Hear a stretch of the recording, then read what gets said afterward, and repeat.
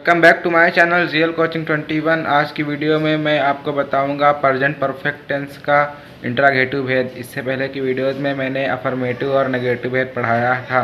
तो ये हम लोग अपनी कॉपी की तरफ आते हैं। आज का हमारा टॉपिक है प्रेजेंट परफेक्ट टेंस का इंट्रागेटिव भेद। तो चलिए हम लोग इसे पढ़ लेते हैं। हमें किसी भी टेंस को बनाने के लिए उस टेंस की पहचान करना अनिवार्य होती है।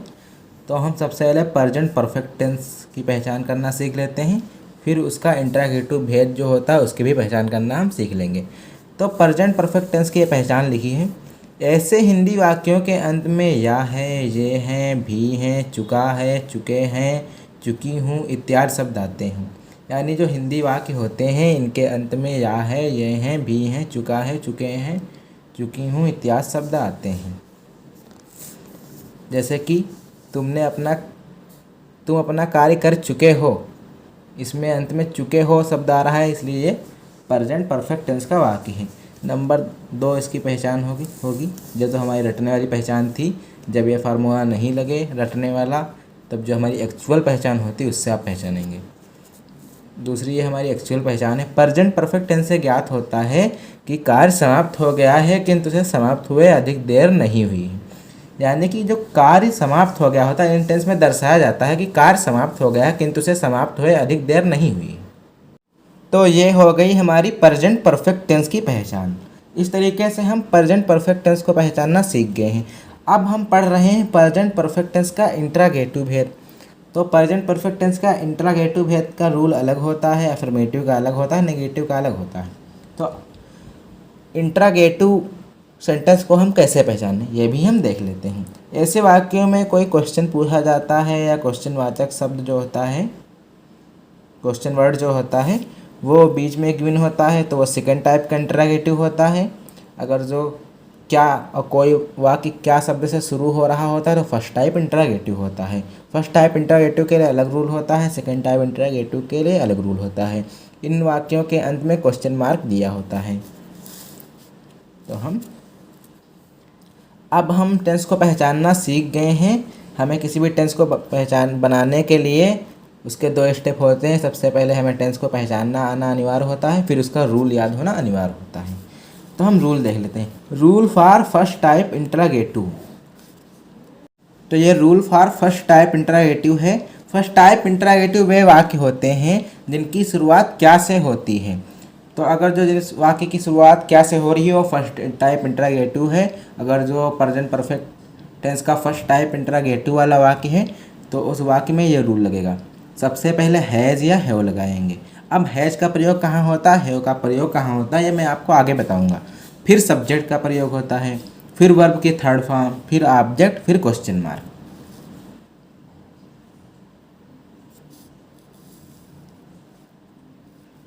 अब ये हमारा हो गया फर्स्ट टाइप इंट्रागेटिव का रूल। अब हम सेकेंड टाइप इंट्रागेटिव को पढ़ लेते हैं। सेकेंड टाइप इंट्रागेटिव इस तरीके के वाक्य होते हैं जिन हिंदी वाक्यों के बीच में कोई प्रश्नवाचक शब्द दिया होता है, तो वे हमारे सेकेंड टाइप इंट्रागेटिव वाक्य कहलाते हैं। तो सेकेंड टाइप इंट्रागेटिव के अलग रूल है। सबसे पहले क्वेश्चन वर्ड, फिर हैज़ या हैव, फिर सब्जेक्ट, फिर वर्ब के थर्ड फॉर्म, फिर ऑब्जेक्ट, फिर क्वेश्चन मार्क। अब हम ये देख लेते हैं कि हैज़ का प्रयोग कहाँ करना है और हैव का प्रयोग कहाँ करना है। एक वचनकर्ता के साथ हैज़ का प्रयोग होता है आई को छोड़कर। आई को छोड़कर अगर जो कोई भी एक वचन करता है उसके साथ हम हैज़ का प्रयोग करते हैं।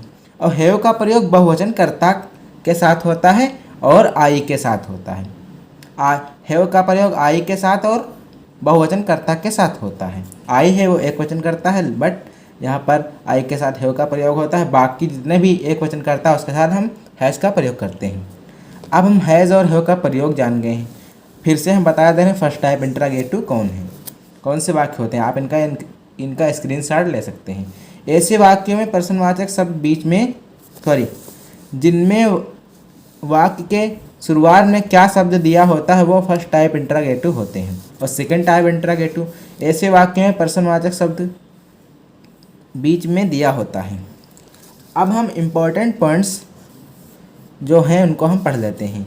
यदि ऐसा वाक्य नेगेटिव भी है तो मुख्य क्रिया से पहले नॉट का प्रयोग किया जाता है। अगर जो ऐसा वाक्य नेगेटिव है तो मुख्य क्रिया से पहले नॉट का प्रयोग किया जाता है। जैसे कि कोई भी वाक्य हो गया, तुम लखनऊ क्यों नहीं गए हो। तो ये एक तरीके का प्रेजेंट परफेक्ट टेंस का भी वाक्य है और नेगेटिव भी है, इंट्रागेटिव भी है और साथ साथ नेगेटिव भी है, क्योंकि इसमें नहीं आ रहा है। तो इसमें रूल थोड़ा सा चेंज हो जाता है। मुख्य क्रिया जो होती है उससे पहले हम नाट का प्रयोग कर देते हैं, बाकी रूल सेम वही रहता है। और दूसरी कंडीशन एक और होती है, हु वाले वाक्यों में सहायक क्रिया और मुख्य क्रिया हु के तुरंत बाद आती है। जिन वाक्यों में हु शब्द दिया होता है उनमें सहायक क्रिया और मुख्य क्रिया उसके तुरंत बाद आती है। अब ये क्यों है ये मैं आपको बता रहा हूँ, इसका एक कारण है।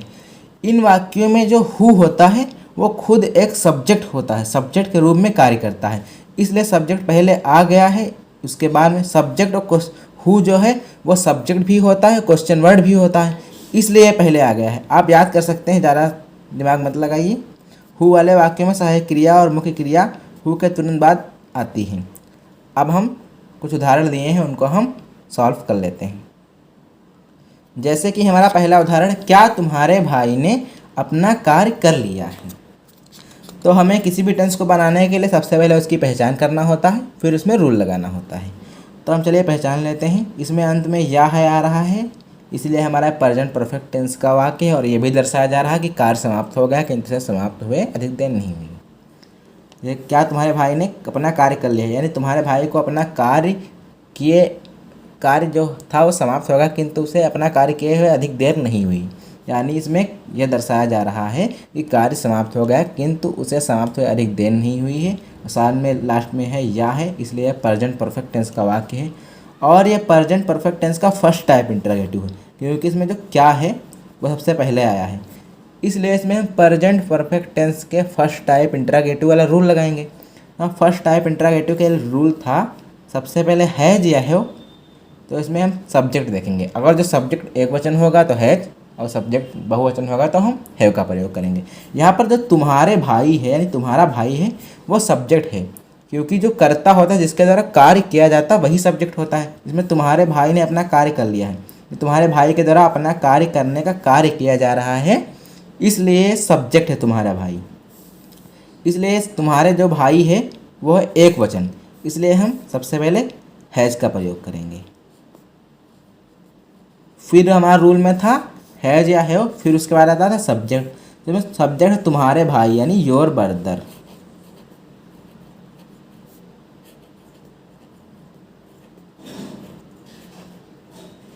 फिर आती थी हमारी वर्ब की थर्ड फॉर्म।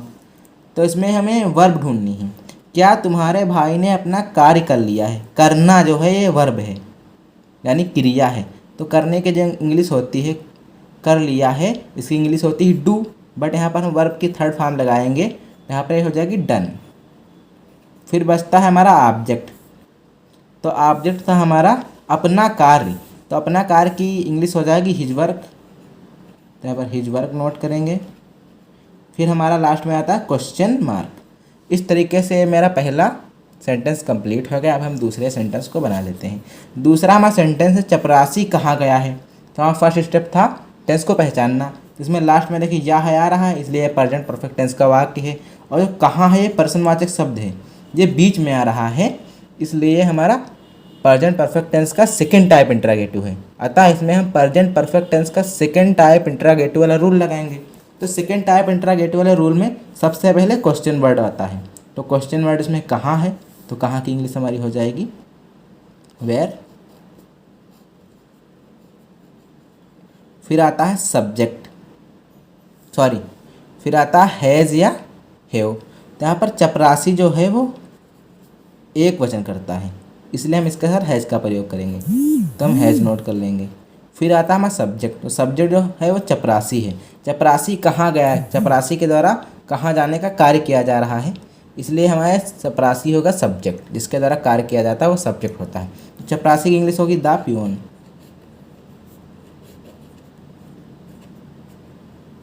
फिर उसके बाद आती है हमारी वर्ब की थर्ड फॉर्म। तो गया है ये हमारी वर्ब है, तो गया की इंग्लिश होती है गो, बट यहाँ पर थर्ड फॉर्म लगाएंगे तो गोन हो जाएगी। उसके बाद ऑब्जेक्ट आता है, इसमें ऑब्जेक्ट दिया नहीं है, फिर हम क्वेश्चन मार्क लगा देंगे।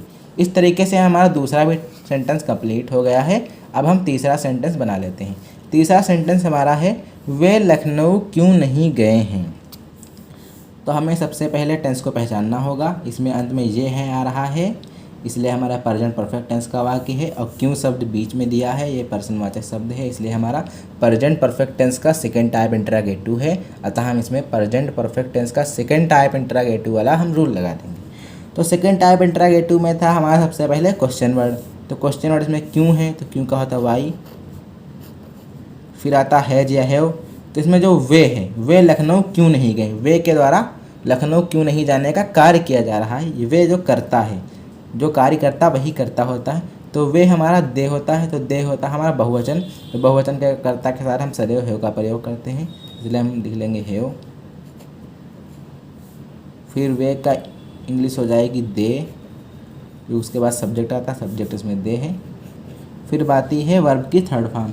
तो नहीं गए हैं, गए हैं, लेकिन ये हमारा साथ साथ देखिए प्रेजेंट परफेक्ट टेंस का इंटरोगेटिव तो है, बट ये नेगेटिव वाला इंटरोगेटिव है। तो नेगेटिव वाले इंटरोगेटिव में मैंने एक इम्पॉर्टेंट पॉइंट बताया था कि नेगेटिव वाले इंटरोगेटिव में हम मुख्य क्रिया से पहले नॉट का प्रयोग करते हैं।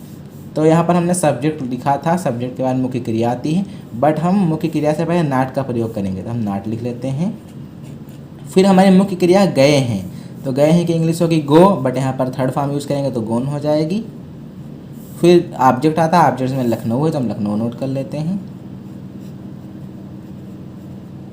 फिर क्वेश्चन मार्क, तो हम क्वेश्चन मार्क लगा देंगे।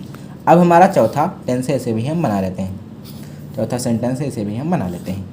तो चौथा सेंटेंस हमारा तुम्हें आज किसने बुलाया है। तो इसमें अंत में या है आ रहा है, इसलिए हमारा प्रेजेंट परफेक्ट टेंस का वाक्य है। और किसने शब्द है वो क्वेश्चन वर्ड है, ये बीच में आ रहा है, इसलिए हमारा प्रेजेंट परफेक्ट टेंस का सेकंड टाइप इंटरोगेटिव है। इसलिए हम इसमें प्रेजेंट परफेक्ट टेंस का सेकंड टाइप इंटरोगेटिव वाला रूल लगाएंगे।